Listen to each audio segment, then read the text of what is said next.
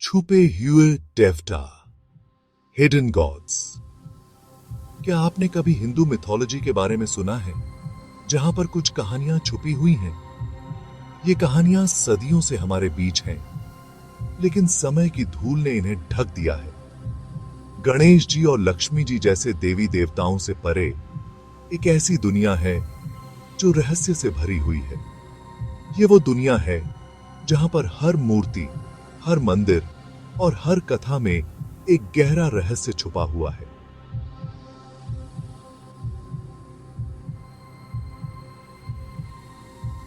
पुरानी कहानियां भूले हुए देवी देवताओं के बारे में बताती हैं, जिनकी शक्तियां उतनी ही विशाल हैं जितनी कि उनकी गुमनामी।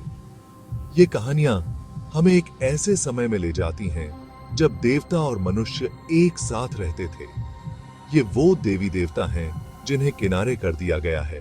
उनकी कहानियां रहस्य और डर से भरी हुई हैं। उनकी उपस्थिति आज भी हमारे चारों ओर महसूस की जा सकती है। अगर हीरा अगर हम ध्यान से देखें, उनका जन्म कहां से हुआ, यह पता लगाना मुश्किल है, और उनके असली स्वरूप रहस्यों में छुपे हुए हैं। ये देवता समय के साथ खो गए, लेकिन उनकी कहानियां आज भी जीवित हैं। ये वो दयालु देवी देवता नहीं है जिनकी हम पूजा करते हैं और जो हमें आशीर्वाद देते हैं। ये देवता हमारे डर, हमारी कमजोरियों और हमारे सबसे गहरे रहस्यों का प्रतिनिधित्व करते हैं। ये हैं अनियंत्रित प्रकृति, आदिम शक्तियों और अशांत सत्यों के देवी देवता। इनकी शक्तियां इतनी प्रबल हैं कि ये हमारे जीवन को पूरी तरह से बदल सकते हैं। ये हमारे आसपास ही रहते हैं, जहां पर तर्क खत्म हो जाता है और दुनिया के बीच का पर्दा पतला हो जाता है। ये वो जगह है जहां पर वास्तविकता और कल्पना का मिलन होता है।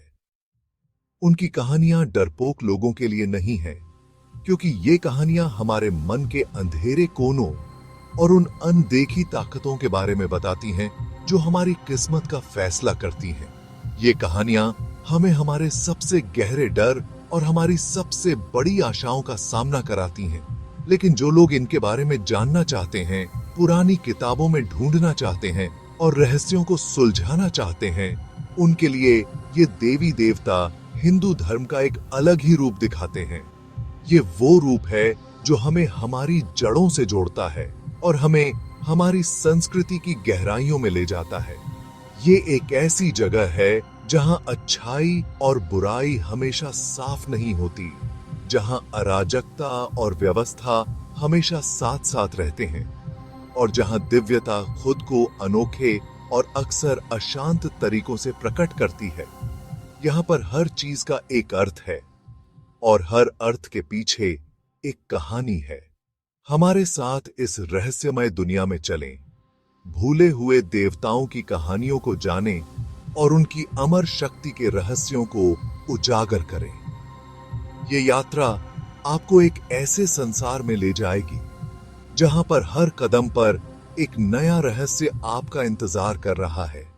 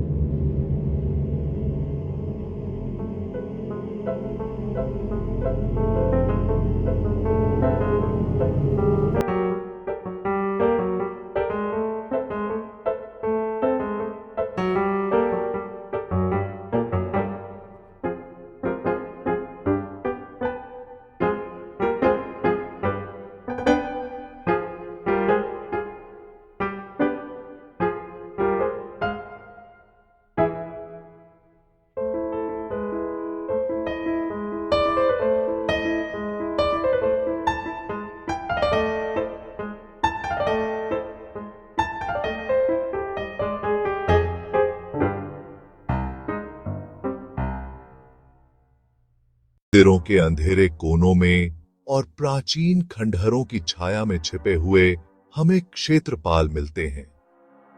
ये रहस्यमयी संरक्षक जो सदियों से मंदिरों की रक्षा कर रहे हैं, अपने भयानक रूप और अद्वितीय शक्ति के लिए जाने जाते हैं।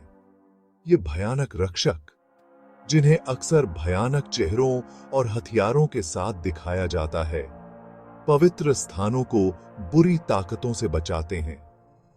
उनके चेहरे पर उकेरी गई भयानक अभिव्यक्तियां और उनके हाथों में पकड़े हुए हथियार उनकी शक्ति और दृढ़ संकल्प का प्रतीक हैं। वे भौतिक और आध्यात्मिक दोनों तरह की सीमाओं के रखवाले हैं, यह सुनिश्चित करते हुए कि केवल योग्य ही प्रवेश कर सकें। उनके द्वारा खींची गई सीमाएं न केवल शारीरिक रूप से बल्कि आध्यात्मिक रूप से भी महत्वपूर्ण हैं, जबकि उनका रूप डर को प्रेरित कर सकता है।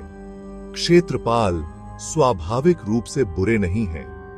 वे उन लोगों के लिए एक चेतावनी है जो पवित्रता का अनादर करने का इरादा रखते हैं। वे व्यवस्था की ताकतें हैं जिन्हें संतुलन बनाए रखने और पवित्र की रक्षा करने का काम सौंपा गया है। उनका अस्तित्व इस बात का प्रमाण है कि संतुलन बनाए रखना कितना महत्वपूर्ण है। उनके भयानक रूप उस शक्ति की याद दिलाते हैं जो उनके पास है और ईश्वर का अनादर करने के परिणाम है। उनकी उपस्थिति हमें यह याद दिलाती है कि पवित्रता की रक्षा के लिए शक्ति का उपयोग आवश्यक है। वे इस विश्वास के प्रमाण के रूप में खड़े हैं कि सच्ची शक्ति सम्मान की मांग करती है और यह कि ईश्वर भी अपनी सुरक्षा में उग्र हो सकते हैं।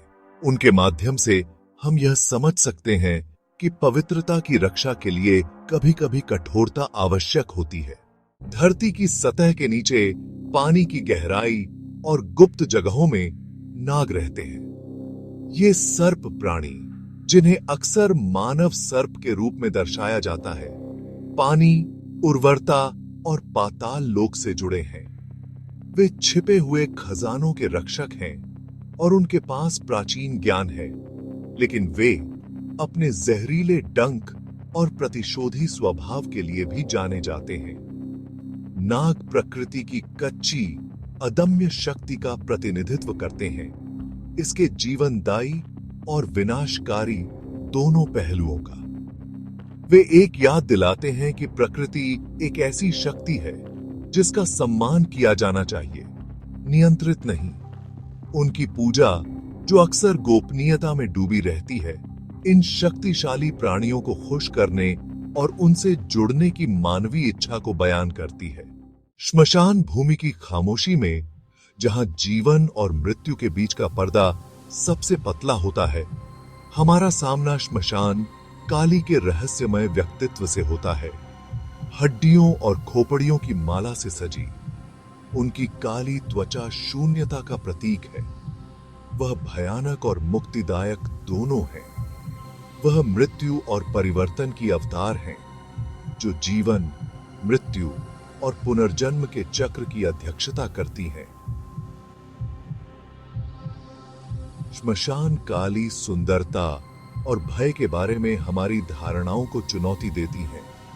हमें मृत्यु की अनिवार्यता और भौतिक दुनिया की नश्वरता का सामना करने के लिए मजबूर करती है। उनकी उपस्थिति हमें याद दिलाती है कि अंत अंतिम नहीं, बल्कि नई शुरुआत के लिए संक्रमण है।